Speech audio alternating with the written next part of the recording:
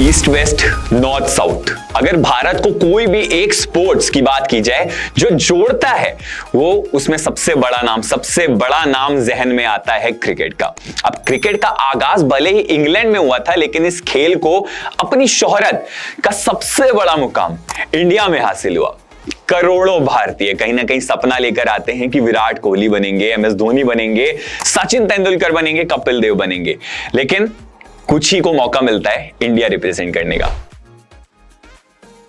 Cricket को भारत में, हमारे देश में अगर धर्म की तरह माना जाता है तो उसके भगवान कहीं ना कहीं सचिन तेंदुलकर है। 24 साल का शानदार करियर, हजारों रन, 100 शतक, ऐसे अनेकों आंकड़े जो कभी क्रिकेटर को, किसी भी क्रिकेटर को जेलस फील करा सकते हैं। तो भारत में अगर धर्म क्रिकेट है तो उसके भगवान सचिन तेंदुलकर कई सारे रीजंस की वजह से 5 फुट 5 इंच घुंघराले बाल, 16 साल की उम्र में क्रिकेट की दुनिया में आगाज करने वाला वह लड़का जिसको देखकर कोई सोच भी नहीं सकता था कि आगे चलकर यह मामूली सा दिखने वाला लड़का क्रिकेट का सरताज बन जाएगा। भारत में अगर क्रिकेट है तो उसकी पहचान कहीं ना कहीं सचिन तेंदुलकर हैं। 1983 में वर्ल्ड कप जीता था, उस वर्ल्ड कप को देखा, कहीं ना कहीं दिमाग में सपना बुना और 11 साल की उम्र से क्रिकेट खेलना शुरू कर दिया। अब आज भी कितने लड़के रोजाना गली में क्रिकेट खेलते हुए दिखते होंगे और दिमाग में उनके यही चल रहा होता है, सचिन तेंदुलकर बनना है। 24 अप्रैल 1973 महाराष्ट्र के मिडिल क्लास फैमिली में जन्म लिया सचिन तेंदुलकर ने। क्रिकेट के मैदान में इतने रिकॉर्ड्स बनाए कि तोड़ना किसी के लिए भी एक जन्म में तो संभव नहीं है मेरे भाई। क्रिकेट की दुनिया में सचिन को एक अनमोल रत्न की तरह माना जा सकता है। बहुत बड़े बड़े रिकॉर्ड्स भी बनाए हैं और बहुत बड़े बड़े अवार्ड्स भी जीते हैं, और इसी के लिए इनको कहीं ना कहीं खेल रत्न, पद्म विभूषण और फिर भारत रत्न का सम्मान भी मिल गया। तो इस वीडियो में हम बात करने वाले हैं द ग्रेट सचिन तेंदुलकर के मास्टर ब्लास्टर सचिन तेंदुलकर बनने का सफर। काफी रोचक होने वाला है यह सफर, बहुत सारे आपको पहलुओं से भी बताऊंगा, आपको अवगत कराऊंगा, और इसी के साथ सचिन तेंदुलकर कैसे क्रिकेट के महानायक बने इसके बारे में भी बताने वाला हूं। तो स्टे ट्यून्ड रहिएगा और खेल क्रिकेट को लाइक, शेयर, फॉलो, सब्सक्राइब जरूर करिएगा। तो भाई सबसे पहले तो आपने महानायक शब्द का जो सही यूज देखा होगा वो टेलीविजन के उसमें देखा होगा, बड़ी स्क्रीन पर सुना होगा। जब हम बात करते हैं अमिताभ बच्चन की तो सदी के महानायक कहलाते हैं, लेकिन वो एक्टिंग में कहलाते हैं। लेकिन अगर क्रिकेट की बात की जाए तो सचिन तेंदुलकर, अब इतिहास दर्ज है इतने बड़े बड़े कि सचिन तेंदुलकर का नाम अब कोई नहीं भूल सकता। लेकिन जो पहलू सबसे ज्यादा अनकहा, अनदेखा, अनजान रहा है वो सचिन तेंदुलकर द ग्रेट बनने की कहानी है। अब इस कहानी में सबसे ज्यादा जिसने इंप्रेस किया है, जिस तरीके से इंप्रेस हुआ है भाई, वो है वो कहीं ना कहीं वो स्टोरी आपको खुद तेंदुलकर ही बता सकते हैं, लेकिन कहीं ना कहीं एक autobiography playing it my way में सचिन ने बहुत सारे पहलुओं को बताया है और उन्हीं पे चर्चा करने वाले हैं। तो सबसे पहले सीड्स ऑफ लॉयल्टी। सचिन के स्कूल क्रिकेट को दिनों को भूला नहीं जा सकता है। उनकी गृह नगरी मुंबई के एक अखबार का कायदा था कि उन्हीं क्रिकेटर्स का नाम छपेगा जिनके मैच में कम से कम 30 रन बनाए होंगे। एक मैच में तेंदुलकर ने 24 रन बनाए, जबकि बहुत सारे रन एक्स्ट्रास के जरिए बने थे। स्कोरर ने इस तरह से तेंदुलकर के नाम 6 एक्स्ट्रा रन जोड़ दिए और उनका जो स्कोर था वो 30 तक पहुंच गया। अब अगले दिन अखबार में तेंदुलकर का नाम था। तेंदुलकर बहुत खुश हुए, लेकिन जब सामने गुरु रमाकांत आचरेकर आए तो उनकी खुशी हवा हो गई। भाई देखो, कोच जब भी सामने आता है या गुरु जब भी सामने आता है तो आपकी असलियत जो होती है ना, वो आपके चेहरे पर आ जाती है। तो आचरेकर को असल स्कोर पता था, असली स्कोर, तो उन्होंने तेंदुलकर को डपटते हुए कहा कि भाई आने वाले मैचेस में कभी ऐसे मत करिएगा, नहीं तो आपका जो हो रखा है ना, जो आपका नाम आया है वो कहीं ना कहीं कट भी सकता है। तो एक और इसके अलावा एक बात भी बोली थी कि गलत तरीके का इस्तेमाल नहीं करना चाहिए, जो कि हम आमतौर पर करते, हमें नहीं ही कहा जाता है, हिदायत नहीं दी जाती। और ऐसे ही रमाकांत आचरेकर ने भी कहा सचिन तेंदुलकर से कि ईमानदार रहो भाई।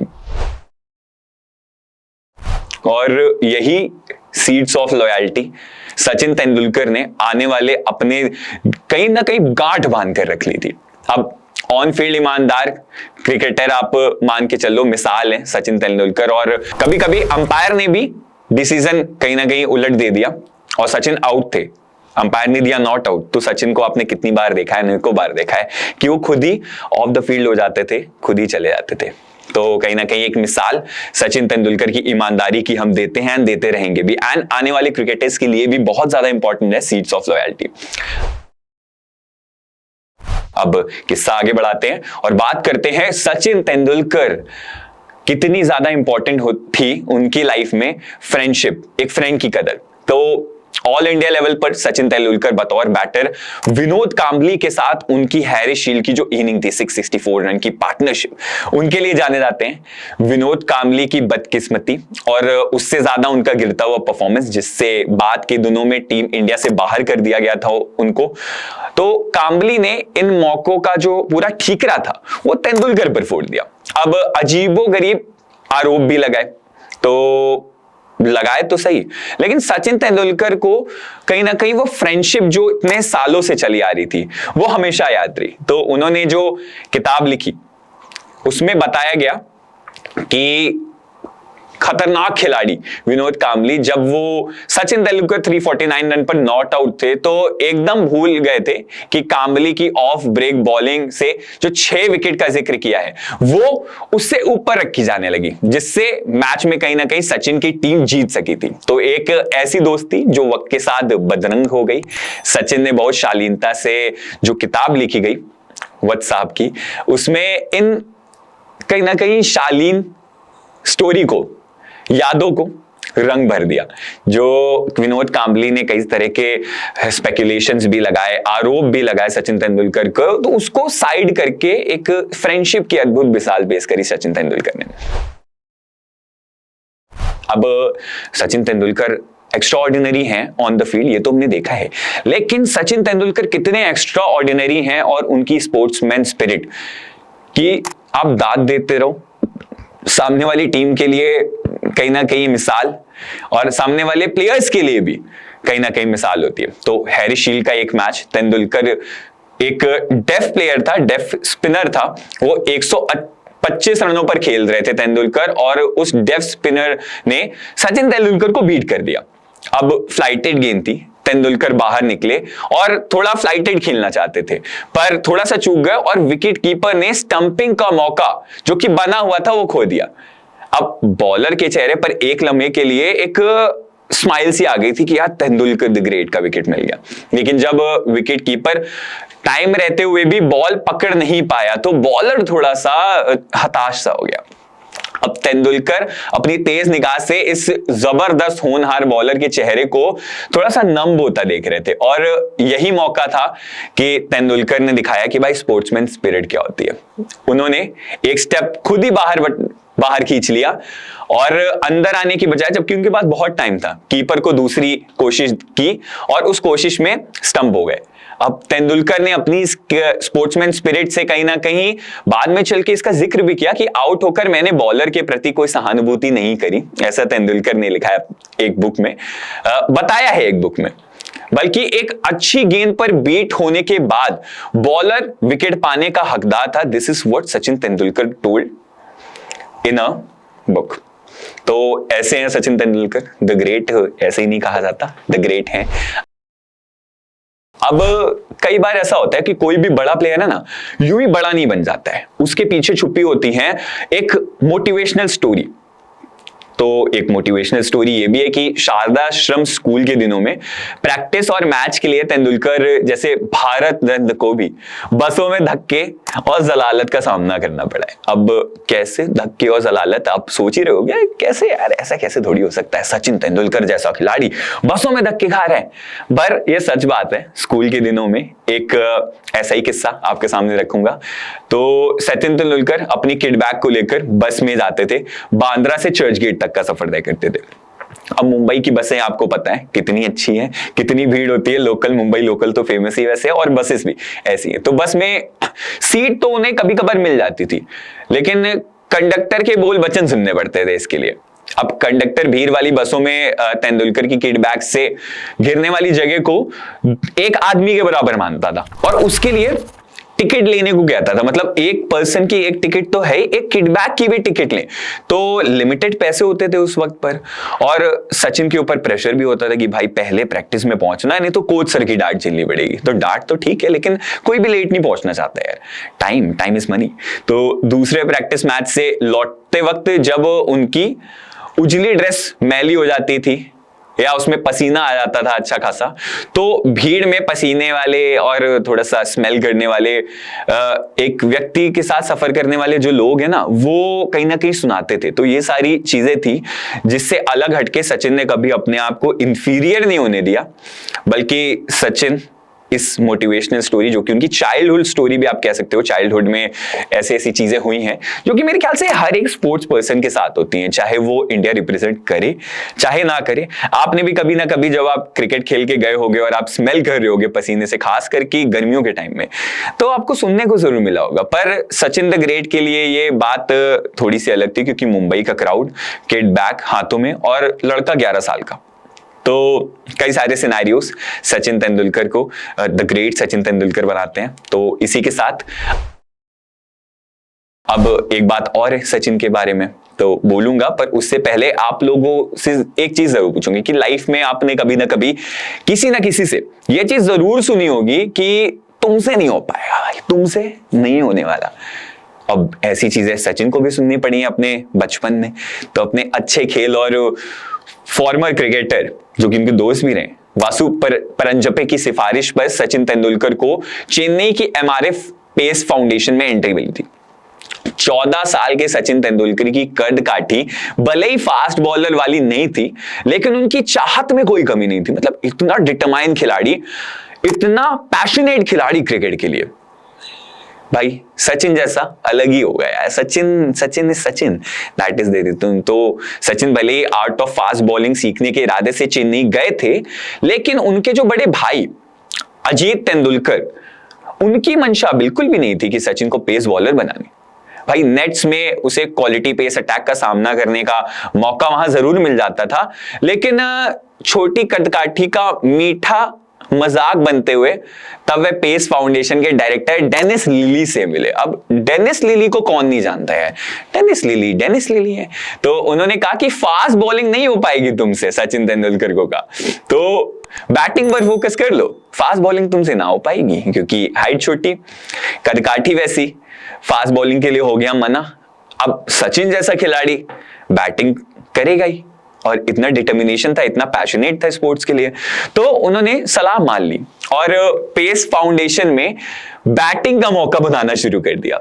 अब लिली की राय मान ली थी उन्होंने, फास्ट बॉलिंग अब अरमान रह गए थे, लेकिन बैटिंग में वहां से उन्होंने कहीं ना कहीं जो डेनिस लिली की दिमाग था वो चल गया, और उसके बाद आपको सचिन तेंदुलकर देखने को मिल गया। इसी से जुड़ा एक और किस्सा है कि पाकिस्तानी क्रिकेटर सचिन तेंदुलकर, सुना है ऐसा आपने? कभी नहीं सुना होगा, मैं बताता हूं आपको। पाकिस्तानी क्रिकेटर सचिन तेंदुलकर इंडिया का इंटरनेशनल क्रिकेट में रिप्रेजेंट करने से पहले सचिन तेंदुलकर पाकिस्तान के लिए फील्डिंग करते नहीं थे, की है उन्होंने। उन्हें एक फेस्टिव मैच में बतौर सब्स्टिट्यूट पाकिस्तान की तरफ से मैदान में उतरने का मौका मिला था। इमरान खान कप्तानी कर रहे थे और सचिन को लॉन्ग ऑन पर खड़ा किया हुआ था। कपिल देव इंडिया की तरफ से बैटिंग कर रहे थे, तो उन्होंने एक बड़ी हिट लगाने की कोशिश में गेंद हवा में टांग दी। तेंदुलकर बहुत तगड़ा दौड़े भाई, जबरदस्त दौड़े और अपनी टीम पाकिस्तान के लिए कैच लपक कर विकेट दिलाने की कोशिश की। कामयाब हुए या नहीं ये एक अलग स्टोरी है, लेकिन पाकिस्तान के लिए बंदे ने फील्डिंग करी, जो कि इंडिया का सबसे दिग्गज क्रिकेटर होने वाला था आने वाले दिनों में। तो ये एक बहुत रोचक किस्सा है इंटरनेशनल क्रिकेट में संयोग से। इस शुरुआत में तेंदुलकर की लॉन्ग ऑन पे से मिड विकेट तक की दौड़, उनके भीतर कूट के बारे कमिटमेंट की भी पहली झलक थी। तो यही बताने की कोशिश कर रहा था कि आप ये मत सोचना पाकिस्तान के लिए फ्रेंडली मैच था, कपिल देव का कैच था, कौन नहीं लपकना चाहेगा भाई। तो एक झलक ये भी थी। अब एक झलक ऐसी है कि सचिन तेंदुलकर का रोल तो था, लेकिन उनके टीममेट का रोल बहुत ज्यादा था, और कहीं ना कहीं जो सचिन तेंदुलकर की 100 लगी थी उस मैच में, उसमें उनके टीममेट का बहुत बड़ा रोल था। तो एक बुक जिसमें सचिन तेंदुलकर बनने के दिनों की बात की गई है, और उसके कंट्रीब्यूशन के तौर पर उस खिलाड़ी का जिक्र किया है जिसने 17 बरस की उम्र में टीम इंडिया के लिए चुने जाने वाले लड़के को आगे बढ़ाने में बहुत तगड़ा रोल निभाया था, सारी हदें पार कर दी थी आप कह सकते हो। तो अपने इंडिया डेब्यू से ठीक पहले रेस्ट ऑफ इंडिया की तरफ से खेल रहे थे ईरानी ट्रॉफी सचिन तेंदुलकर। तो दिल्ली के खिलाफ बैटिंग कर रहे थे, पहली इनिंग में 39 रन बनाए एंड दूसरी इनिंग में 86 रन पर खेल रहे थे, तभी टीम का 9th विकेट गिर जाता है। अब 9th विकेट गिर गया, इससे आप समझ जाओ कि एक बैटर खड़ा हुआ है और आखिर में आएगा टेल एंडर, जो जिससे आप बैटिंग की उम्मीद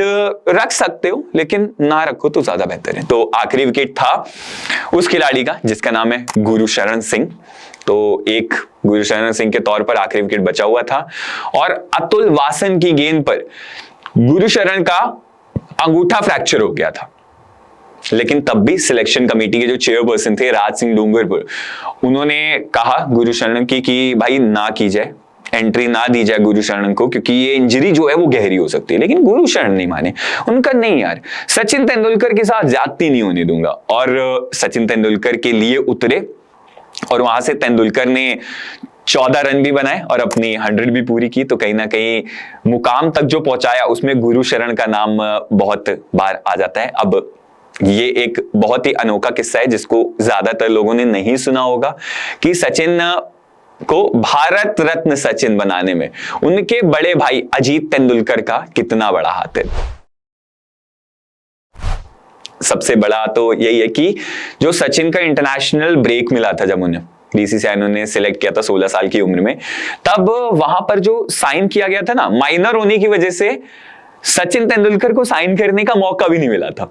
वहां पे साइन पहले करे अजीत तेंदुलकर, सचिन तेंदुलकर के बड़े भाई। तो सबसे पहले जो परख भी की थी सचिन तेंदुलकर के डिटर्मिनेशन की, उनके पैशन की क्रिकेट के लिए, वो उनके बड़े भाई अजीत तेंदुलकर ने की थी। और कहीं ना कहीं अभी जो मैं आगे चल के वीडियो में बताऊंगा भी कि सचिन की जो फेयरवेल स्पीच थी उसमें क्रेडिट सबको मिला है, लेकिन अजीत तेंदुलकर की बात करते हुए सचिन कहीं ना कहीं लड़खड़ाए और उन्हें याद किया। तो वो बताऊंगा आगे चल के। लेकिन एक ये बढ़िया किस्सा कि सबसे पहले तो सचिन तेंदुलकर पूरा वक्त और गाइडेंस देने के लिए सिर्फ अपने क्रिकेटिंग करियर को दरकिनार किया अजीत तेंदुलकर ने सचिन के करियर को बनाने के लिए, बल्कि सचिन की टेनिस के प्रति जो दीवानगी थी उसके कामयाबी से क्रिकेट के मैदान तक मोड़ कर लाए अजीत तेंदुलकर। अब इसके आगे सचिन तेंदुलकर जिस ओर गए, अजीत एक जलती मशाल की तरह उनके पीछे पीछे जा रहे थे। अब सचिन का पहला करार जब बीसीसीआई से हुआ तो पाकिस्तान के दौरे के लिए हुआ था और वहां से तेंदुलकर ने अजीत को जिम्मेदारी निभाते पाया गया। अब वही माइनर होने की वजह से सचिन कॉन्ट्रैक्ट पर साइन नहीं कर सकते थे, तो अजीत तेंदुलकर ने किए दस्तखत। और एक और दफा जो सफर 11 साल के जब सचिन तेंदुलकर थे तब से शुरू हुआ था, वो एक और दफा डगर संभाली अजीत तेंदुलकर ने। तो ये एक और अनोखा किस्सा है।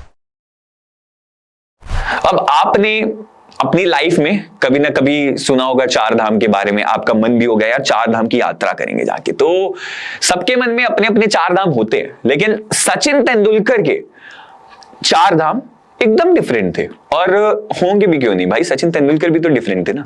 तो कामयाबी की हर सीढ़ी चढ़ने के बावजूद भी सचिन तेंदुलकर जो थे अपने बनाए गए 4 धामों पे हर इंटरनेशनल और नेशनल टूर से पहले जाते रहते थे। अब उनके 4 धाम थे क्या? तो सबसे पहले तो शिवाजी पार्क का गणेश मंदिर, प्रभा देवी का सिद्धि विनायक मंदिर तो है ही, लेकिन इसके अलावा एक ह्यूमन रिलेशन होता है ना, तो ह्यूमन रिलेशन था ह्यूमन और टेंपल के बीच का। तो एक आंटी थी, एक आंटी का घर, प्रैक्टिस सेशन का लंबा समय जो टूर करना पड़ता था उनको अपने घर से प्रैक्टिस के लिए, वो काफी लंबा पड़ता था। तो उसके लिए उन्होंने एक आंटी थी, उनके घर पे रुकते थे और वो आंटी उनको इतना दुलार करती थी और दुलार के सिवा खाना खिलाती थी और इतना सपोर्ट करती थी क्रिकेट खेलने के लिए सचिन तेंदुलकर को कि अपने बेटे जैसा रखने वाली सिचुएशन थी सचिन एंड उन आंटी के बीच में। तो एक ये था। और इसके अलावा कुर्सी पर बैठकर तेंदुलकर को हजारों गेंदें फेंकी जाती थी। सॉफ्ट हैंड खेलो, रिवर्स स्विंग की प्रैक्टिस करो, और इन दोनों ही कलाओं में महारत हासिल की सचिन तेंदुलकर ने। तो कहीं ना कहीं उसमें गुरु रमाकांत आचरेकर का बहुत बड़ा नाम था और गुरु रमाकांत आचरेकर का घर उनके लिए 4 धाम से कम नहीं था। तो शिखर पर विराजे तेंदुलकर, तो शिखर पर विराजने के बावजूद भी रमाकांत आचरेकर ने भूले भटके ही कभी कहा होगा कि अच्छे खेलो, अच्छा खेले। और वो रीजन ये नहीं था कि उनको बड़ा गर्व था अपने, प्राउड, भाई प्राउड तो था, नो डाउट प्राउड था आचरेकर सर को, लेकिन उससे ज्यादा ये था कि कभी ऐब ना आ जाए, कभी अहम ना आ जाए तेंदुलकर को कि भाई बहुत अच्छा खेले, अब तो इससे अच्छा क्या, तो इसलिए कभी नहीं तारीफ करी। और ये कहीं ना कहीं पॉजिटिव साइन होता है यार, किसी प्लेयर को प्लेयर ऐसे ही नहीं बनते हैं। बहुत मोटिवेशनल स्टोरीज होती हैं और उसके पीछे आपको कहीं ना कहीं उन स्टोरीज का सार समझ में आ जाता है कि छोटे छोटे स्टेप्स पर बहुत लोगों का रोल होता है जिसकी हम कभी बातें भी नहीं करते हैं। तो इस वीडियो में मैंने उन्हीं बातों का जिक्र किया है, लेकिन एक जिक्र ये भी करना चाहूंगा, आप सभी ने 2013 200वां टेस्ट खेल रहे थे सचिन तेंदुलकर। टेस्ट मैच शुरू होने से पहले महेंद्र सिंह धोनी ने उनको टेस्ट कैप पकड़ाई। सभी को पता था कि ये टेस्ट आखिरी टेस्ट होने वाला है उनके लिए। सिर्फ उनके ये आखिरी टेस्ट उनके इस लम्हों का नहीं, बल्कि उनके क्रिकेटिंग करियर का, उनके इंटरनेशनल करियर का आखिरी मैच है। ये बहुत इंपॉर्टेंट था। सचिन ने लाखों करोड़ों फैंस की आंखों में आंसू ला दिए जब मैच खत्म हुआ और फेयरवेल स्पीच पढ़ी उन्होंने।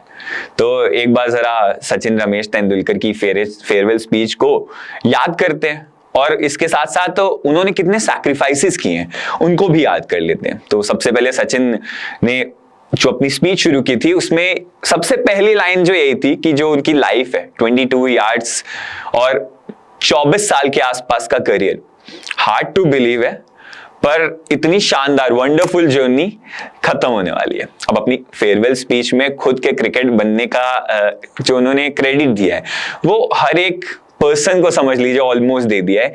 एक स्पीच उन्होंने बाकायदा लिखी, दिमाग में याद रहे ना रहे उन्होंने लिखी कि आज कोई नहीं भूलना चाहिए भाई, आज कोई भी एक भी बंदा ना रह जाए जिसका कंट्रीब्यूशन था द ग्रेट को बनाने में। ठीक है, तो अपने पिता को सबसे पहले क्रेडिट दिया, पूरा क्रेडिट दिया लिटरली। सचिन ने अपने पिता की दी हुई बातें भी बताई, लाइंस भी बताई कि chase your dreams but make sure you don't find shortcuts, जो कि आप लोग के लिए भी कहीं ना कहीं एक मोटिवेशनल लाइंस होनी चाहिए कि ड्रीम को चेस करो लेकिन शॉर्टकट मत ढूंढो उन ड्रीम्स को पाने के लिए।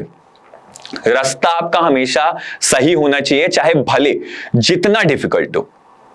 गिव अप मत करो, ये तो आपने जॉन सीना से भी सुना होगा, लेकिन गिव अप मत करो ये सचिन तेंदुलकर के लिए बहुत बड़ी बात थी जो कि उनके पिता ने बताई थी। और सबसे बड़ी बात जो मेरे ख्याल से सारे जो ह्यूमंस हैं उनको होनी चाहिए कि एक अच्छा इंसान बनो यार, क्योंकि इन द एंड आप क्रिकेट खेलोगे या आप किसी भी चीज में सक्सेसफुल हो जाओगे, वहां पर आपके लिए सक्सेस धरी की धरी रह जाएगी अगर आप एक अच्छे इंसान नहीं हो। तो सचिन के लिए बात बहुत इंपॉर्टेंट थी कि be a nice human being.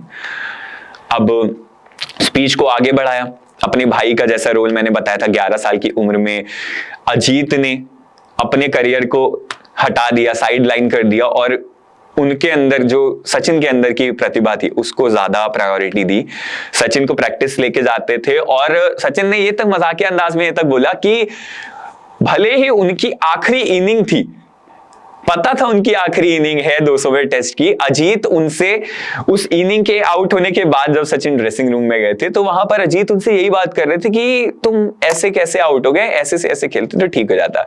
भले ही उन्हें पता था इसके बाद क्रिकेट खेलने का इंटरनेशनल लेवल पर मौका ना मिले, लेकिन एल्डर ब्रदर अजीत ने अपनी जिम्मेदारी निभाई और इसकी तारीफ सचिन तेंदुलकर ने अपनी फेयरवेल स्पीच में उनको याद करते हुए जरूर किया। आगे बढ़ाते तो सचिन ने अजीत के बारे में ये भी कहा कि we live this dream together. He sacrificed his own career to build his and सब शुरू हुआ जब वो 11 साल के थे and अजीत ही वो शख्स थे जो आचरेकर सर की अकेडमी लेकर गए थे सचिन तेंदुलकर को। तो ये सफर रहा सचिन तेंदुलकर का, लेकिन एक बहुत बड़ा चंक रहा सचिन तेंदुलकर का उनकी वाइफ अंजलि तेंदुलकर को पाने में। अब सबसे बड़ी पार्टनरशिप, सचिन ने बहुत पार्टनरशिप्स करी हैं द्रविड़ के साथ, सचिन ने पार्टनरशिप्स करी हैं लक्ष्मण के साथ, वीरेंद्र सहवाग के साथ, इनफैक्ट MSD, धोनी, कोहली, इन सब के साथ भी करी है। लेकिन सबसे बड़ी पार्टनरशिप जो कि मेरे ख्याल से आप सभी जिन जिन लोगों ने शादी की है उनके लिए होती है कि सबसे बड़ी पार्टनरशिप अंजलि तेंदुलकर के साथ सक्सेसफुल पार्टनर मानते हैं। अंजलि का बहुत बड़ा रोल रहा जब सारा और अर्जुन दुनिया में आए, तब अंजलि तेंदुलकर उससे पहले डॉक्टर थी, तो अंजलि ने सचिन को हर एक मोमेंट पर बैक किया, अप्स एंड डाउन्स में बैक किया, एंड अपना करियर हटाकर सारा एंड अर्जुन की रिस्पॉन्सिबिलिटी संभाली एंड सचिन को बोला कि आप अपने करियर को परस्यू कीजिए, मैं अपना करियर साइड करके आपको सपोर्ट करूंगी, सारा अर्जुन को आगे बढ़ाऊंगी। तो अंजलि तेंदुलकर का एक बहुत बड़ा रोल। अर्जुन को इतना कभी तवज्जो नहीं दी क्रिकेट के लिए, उसके बारे में बात की कि सारा और अर्जुन के बर्थडेज हो, एनुअल डेज हो, हॉलीडेज हो, ना जाने कितनी फंक्शंस थे जो उन्होंने मिस किए, इतना सैक्रिफाइस किया क्रिकेट के लिए, देश के लिए, भारत के लिए।